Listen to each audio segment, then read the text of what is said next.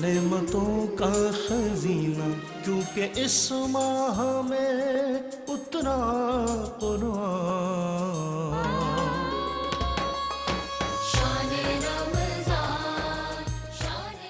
اعوذ باللہ من الشیطان الرجیم، بسم اللہ الرحمن الرحیم۔ معزز ناظرین، میں ہوں آپ کا میزبان ڈاکٹر اطہر قسیم۔ تمام احباب کی خدمت میں السلام علیکم۔ پروگرام فضائل رمضان میں آپ کا خیر مقدم۔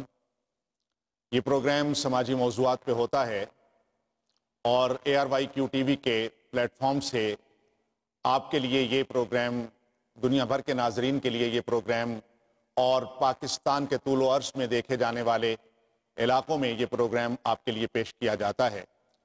سماجی موضوعات میں آج ہمارا موضوع اسلامی معاشرے کے حوالے سے بہت اہم موضوع ہے۔ یہ موضوع ہے تربیت اولاد۔ اس موضوع پر آج گفتگو کرنے کے لیے ہمارے اسٹوڈیو میں حسب روایت، حسب معمول تشریف فرما ہیں ہمارے قبلہ جناب پیر صاحبزادہ محمد حسان حسیب الرحمن دام برکاتہم عالیہ۔ آج ہم ان سے جانیں گے کہ اولاد کی تربیت میں والدین کے کیا فرائض ہوتے ہیں، کیا ذمہ داریاں ہوتی ہیں، اللہ اور اس کے رسول نے کون سی ذمہ داریاں ان پہ عائد کی ہیں، اور اس حوالے سے دیگر سوالات ہم ان سے پوچھیں گے۔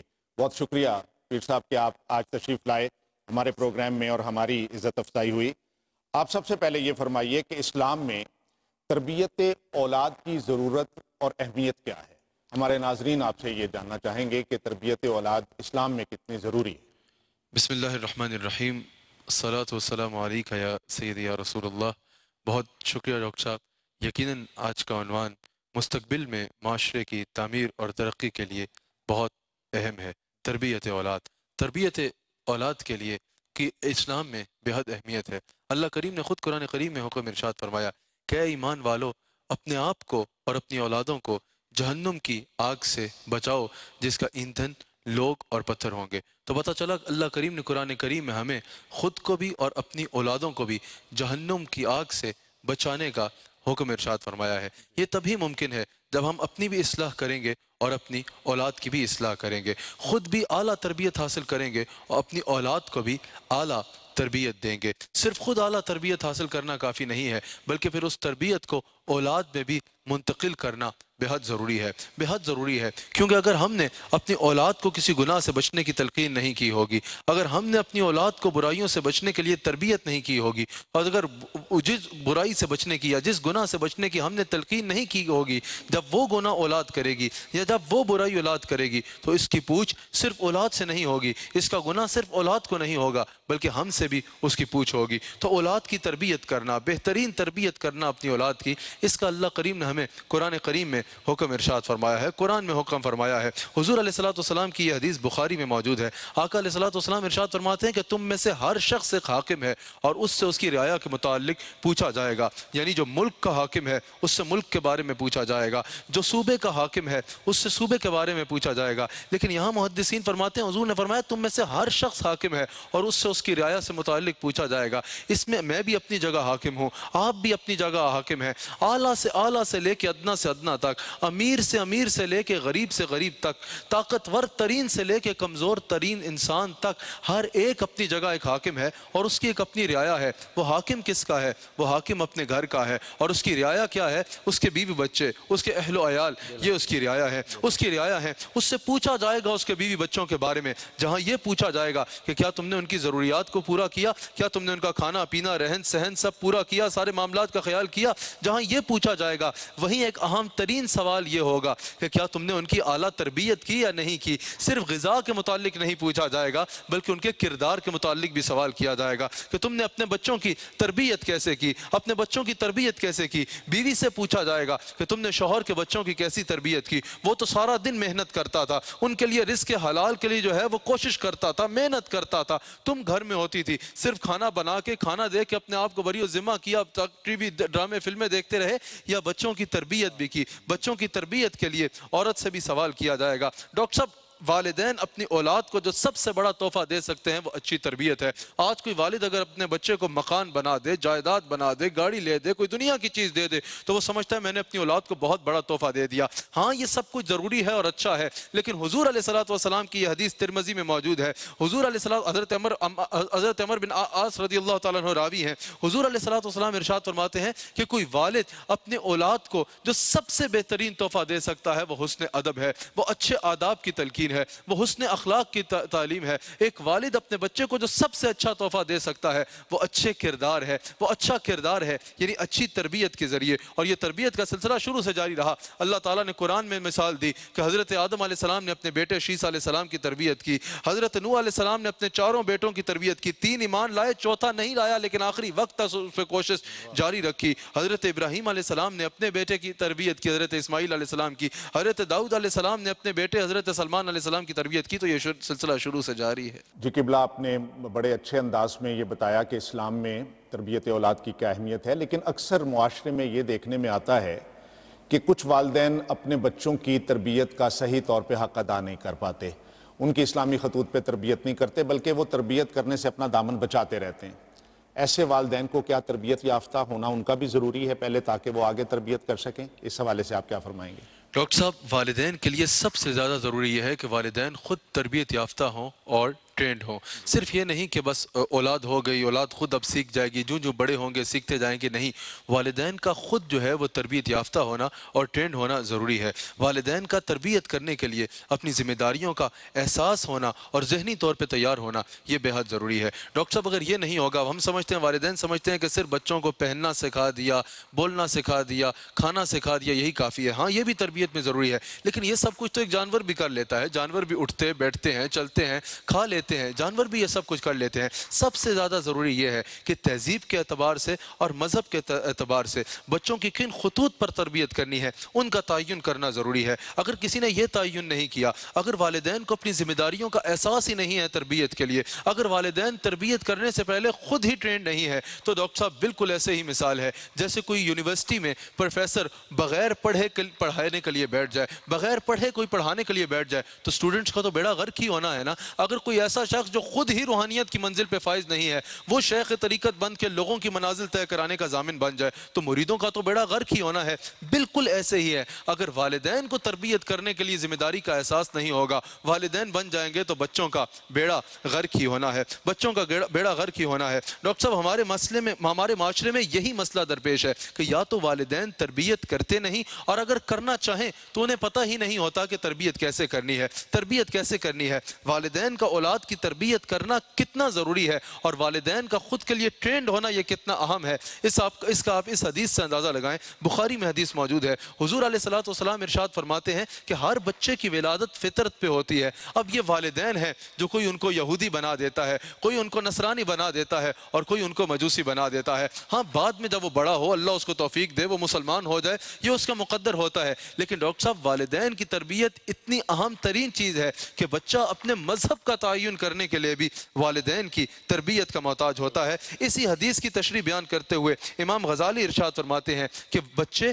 والدین کے پاس اللہ کی امانت ہیں، اللہ کی امانت ہیں، اور وہ ایک صاف آئینے کی طرح ہوتے ہیں، یہ بالکل خالی ہوتے ہیں۔ آپ جو انہیں سکھائیں گے، جو چیز انہیں بتائیں گے، انہوں نے اسی کو قبول کرنا ہے۔ اب یہ والدین کے اوپر ہے کہ وہ اپنی اولاد کو کیا سکھاتے ہیں۔ ڈاکٹر صاحب، ہم نے دیکھا ہے بچے جو ہوتے ہیں ان کے سامنے جو کرو وہ کاپی کرنے کی کوشش کرتے ہیں۔ والدین اس کو گیم سمجھ رہے ہوتے ہیں، یہ گیم نہیں ہے، وہ صرف اس کو کاپی نہیں کر رہے ہوتے، وہ اپنی زندگی کے طور طریقے طے کر رہے ہوتے ہیں جو وہ کاپی کر رہے ہوتے ہیں اور دیکھ رہے ہوتے ہیں۔ بالخصوص جو بچوں کی 4 سال سے لے کے 10 سال کی عمر ہے، اس میں ان کے سامنے جو کرو وہ کاپی کرتے ہیں، جو کرو وہ کاپی کرتے ہیں۔ یہ والدین کے لیے گولڈن لمحات ہوتے ہیں اپنے بچوں کے ساتھ اپنا تعلق اور اپنی دوستی بنانے کے۔ ہم اس دور میں ان کو کبھی پلے گروپ میں پھینک آتے ہیں، کبھی شام کے وقت لوگوں نے کھیلنے کے لیے بنائے ہوتے ہیں، بچوں کو یہاں پھینک دو، وہاں پھینک آتے ہیں کہ وہاں جا کے بچے کھیلیں، ہم اپنے سکون میں رہیں۔ اور پھر جب 10 سال سے اوپر عمر ہو جاتی ہے، وہ اپنے دوستوں کے ساتھ مانوس ہونے کی ان کی عمر ہوتی ہے، پھر ہم روتے ہیں کہ بھی بچوں کے ساتھ ہمارا تعلق نہیں۔ آج اگر بچوں کو اس عمر میں کہیں اور پھینک کے آؤ گے،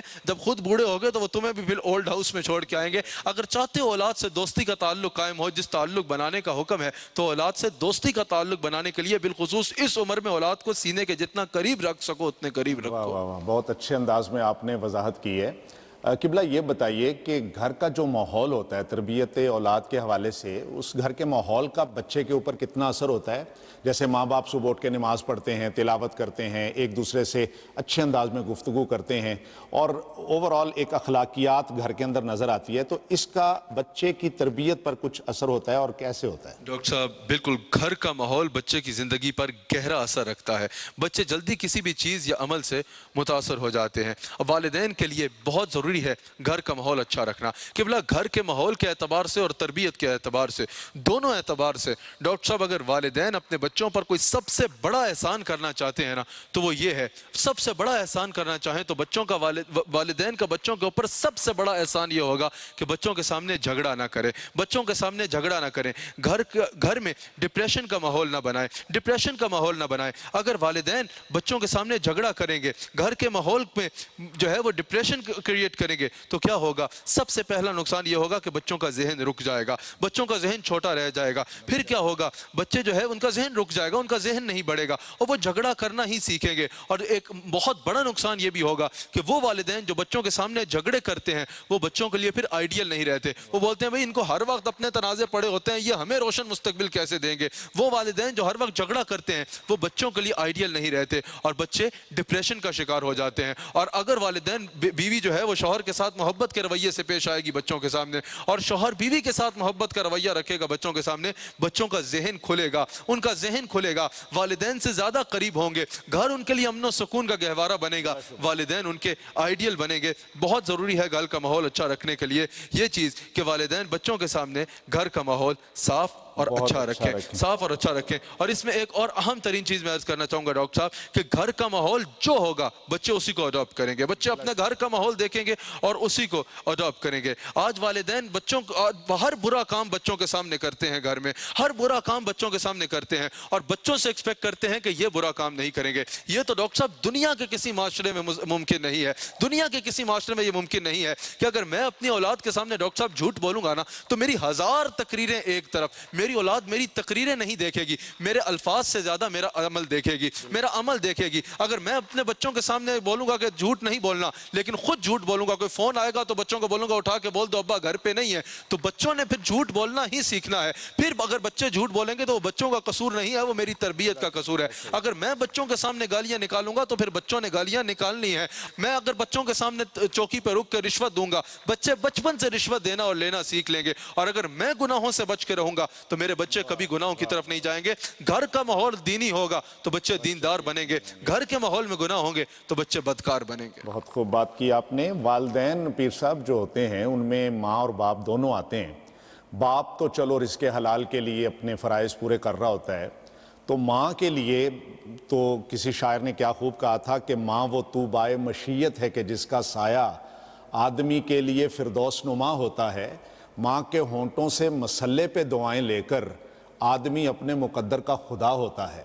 تو کیا صرف ماں کے لیے دعا کرنا ہی کافی ہے یا ماں کا تربیت کے اندر بھی کوئی خاص کردار ہونا چاہیے؟ ڈاکٹر صاحب دونوں کا کردار بہت اہم ہے۔ باپ بھی اپنے بچوں کے لیے ایک آئیڈیل پرسنالٹی ہوتا ہے۔ آپ دیکھیں پائلٹ کے بچے کی خواہش ہوگی کہ میں پائلٹ بنوں، عالم کے بچے کی خواہش ہوگی میں عالم بنوں، اور جو ہے وہ گائک بھی ہوگا تو اس کے بچے کی بھی خواہش ہوگی کہ میں تو بڑا ہو کے سنگر بنوں، کوئی پولیس والا ہوگا تو اس کے بچے کی خواہش ہوگی میں پولیس والا بنوں۔ دونوں کا اہم کردار ہوتا ہے تربیت میں، لیکن ماں کا تربیت میں نہایت اہم کردار ہوتا ہے۔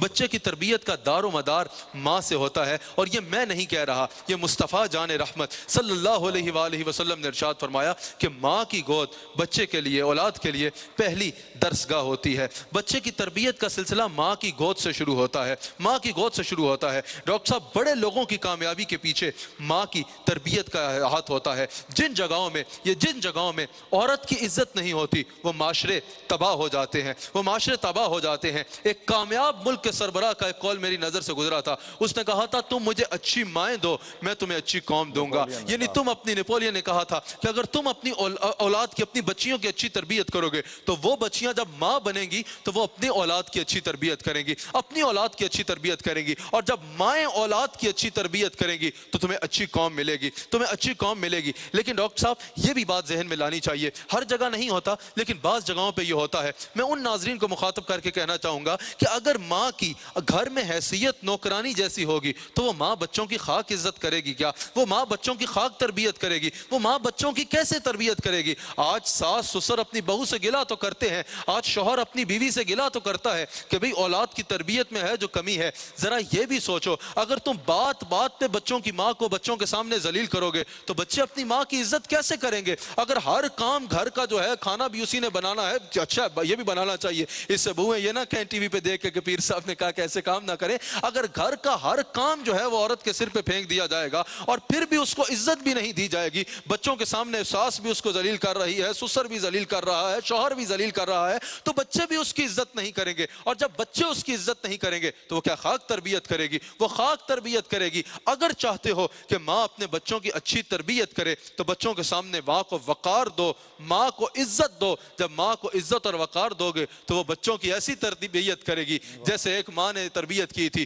تو غوث اعظم کئی چوروں کی توبہ کا باعث بنے اپنی ماں کی وجہ سے۔ ماں نے ہی تربیت کر کے اس قوم کو داتا علی حجویری دیا ہے، ماں نے ہی تربیت کر کے اس قوم کو خواجہ عبدالکریم دیا ہے، ماں نے ہی تربیت کی ہے جو ایسے ایسے اولیاء اللہ قوم کو دیے۔ واہ واہ واہ، کیا خوب۔ پیر صاحب، عام طور پہ یہ بھی دیکھنے میں آتا ہے ہمارے معاشرے میں ایک سائیکولوجیکل سا پرابلم ہے کہ کچھ پیرنٹس، والدین جو ہیں وہ بچوں کو بہت سختی سے ٹریٹ کرتے ہیں۔ کچھ پیرنٹس ایسے ہوتے ہیں جو کہتے ہیں کہ نہیں، بچوں کی عزت نفس کا خیال رکھنا ہے، ان کو کچھ نہیں کہنا، اور اتنے پولائٹلی اور پیار سے وہ بچوں کو تربیت دے رہے ہوتے ہیں کہ بچے عام طور پہ ان کی بات بھی نہیں سنتے۔ تو آپ کیا سمجھتے ہیں کہ اسلامک پوائنٹ آف ویو سے کون سا انداز اختیار کرنا چاہیے والدین کو کہ بچوں کے لیے وہ ایک آئیڈیل والدین ثابت ہوں اور تربیت بھی بہترین ہو؟ بالکل ڈاکٹر صاحب، بچوں کو اتنا لاڈ بھی نہیں دینا کہ وہ بگڑ جائیں، ان کو بگاڑنا بھی نہیں ہے۔ لیکن ڈاکٹر صاحب میں یہاں یہ عرض کرنا چاہوں گا، الحمدللہ میری بھی ایک بیٹی ہے، ایک بیٹا ہے، دعا کریں اللہ تعالیٰ ان کو بھی سلامت رکھے، اللہ تعالیٰ جتنے اولاد والے پروگرام دیکھ رہے ہیں ان کے اولاد کی خوشیاں ان کو دکھائے۔ لیکن ڈاکٹر صاحب یہاں میں یہ ضرور کہنا چاہوں گا، اولاد کو عزت دینا بہت ضروری ہے۔ آج بعض جگہوں پہ دیکھا جاتا ہے کہ بچوں کے ساتھ نوکروں والا رویہ رکھا جاتا ہے۔ ہم سمجھتے ہیں کہ بھئی ہم ان کی ضروریات پوری کر رہے ہیں، ہم ان کی ضروریات پوری کر رہے ہیں تو بس اب ہم ان کے ساتھ جو رویہ دل آئے رکھیں ہمارا حق بنتا ہے۔ ڈاکٹر صاحب ایسی بات نہیں ہے، ایسی بات نہیں ہے۔ کئی جگہوں پہ دیکھنے میں آتا ہے کہ بچوں کے ساتھ نوکروں والا رویہ رکھا جاتا ہے، مہمانوں کے سامنے ان کو ڈانٹ دیا جاتا ہے، اور تم نے کھانا صحیح طریقے سے نہیں لایا، جاؤ کھانا لے کے آؤ، جاؤ فلاں کام کرو، جاؤ گاڑی لگاؤ۔ یہ سب اس کی ذمہ داری ہے، وہ کرے گا، آپ اس کو پیار سے بھی کہیں تو وہ کرے گا، لیکن اس کی عزت نفس تو مجروح نہ کریں، وہ آپ کا بچہ ہے۔ اگر آپ ہی اپنی اولاد کو عزت نہیں دیں گے تو اور کوئی کیسے آپ کی اولاد کو عزت دے گا؟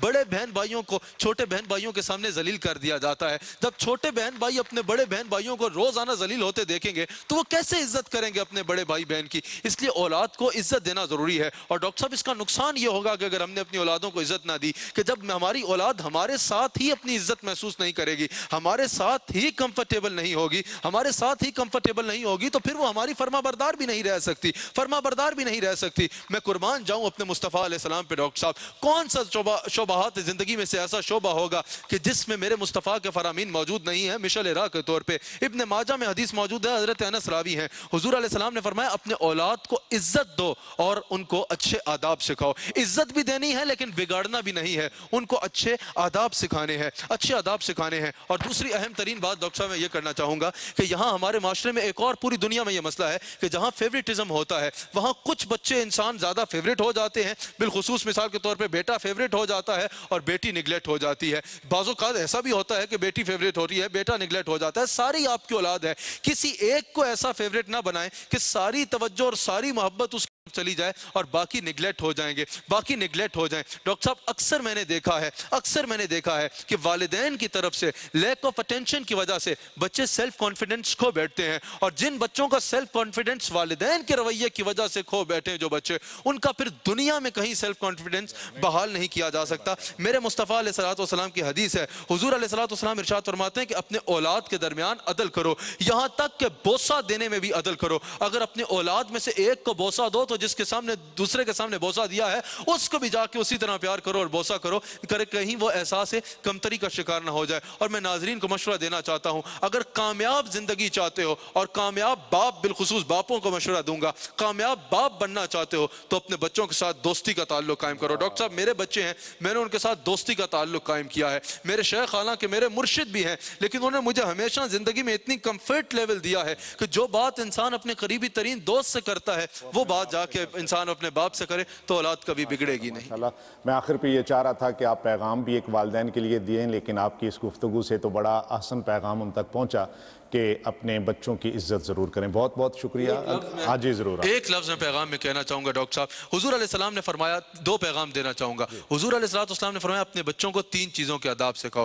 سب سے پہلے سکھاؤ ان کو اپنے نبی کی محبت کے آداب سکھاؤ پھر اپنے نبی کی اہل بیت کی محبت کے آداب سکھاؤ اور تیسرا حضور نے فرمایا قرآن کی تلاوت کے آداب سکھاؤ. اور میں تمام والدین جو مجھے سن رہے ہیں ان کا مخاطب کر کے یہ کہنا چاہتا ہوں اگر آپ یہ دیکھنا چاہتے ہیں کہ آپ اپنی زندگی میں کتنے کامیاب ہیں تو اپنی اولاد کا کردار دیکھ لیں. اپنے محلات کو نہ دیکھیں اپنی شہرت کو نہ دیکھیں اپنی اولاد کا کردار دیکھیں. کردار اچھا ہے تو اگر آپ کسی جھونپڑی میں بھی رہتے ہو تو آپ کامیاب ہو. بچوں کا کردار برا ہے تو تم نے جتنا کمایا ہے وہ سب فالتو ہے. آپ بچوں کو اگر اچھی تربیت دے دیں گے دولت نہیں دیں گے دولت وہ آگے جا کے بنا لیں گے لیکن اگر آپ نے دولت دے دی لیکن تربیت نہ دی تو وہ دولت سے عیاش ہوں گے اور سب کچھ گھوائیں گے. بہت بہت شکریہ پیر صاحب آپ کا کہ آپ نے آج تربیت اولاد کے حوالے سے ہمارے ناظرین کی بہت رہنمائی کی. پروگرام کا وقت اپنے اختتام کو پہنچا. اپنے میزبان ڈاکٹر اطہر قسیم کو اجازت دیجیے. اللہ نگہبان. برکتوں کا مہینہ نعمتوں کا خزینہ کیونکہ اس ماہ میں اترا قرآن. شان رمضان کا مہینہ نعمتوں کا خزینہ کیونکہ اس ماہ میں اترا قرآن.